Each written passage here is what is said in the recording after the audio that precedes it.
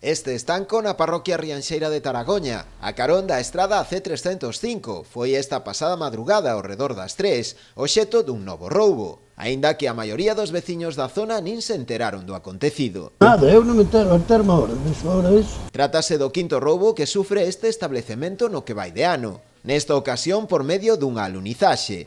O presunto autor xa foi detido despois dunha persecución de película. Trátase de FAT, de 36 anos, veciño de Carballo, un vello coñecido da policía, con numerosos antecedentes anteriores por causas similares.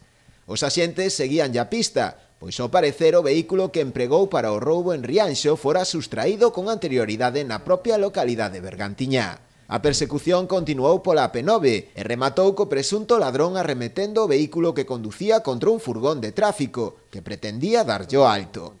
A consecuencia do choque, o delincuente acabou ferido grave e tivo que ser ingresado no Hospital Clínico de Santiago. Na colisión tamén resultaron feridos de consideración dous axentes da Garda Civil de Tráfico. Ademais do roubo con forza, o prendido está acusado de conducción temeraria e desobediencia, así como tamén atentado contra axentes da autoridade.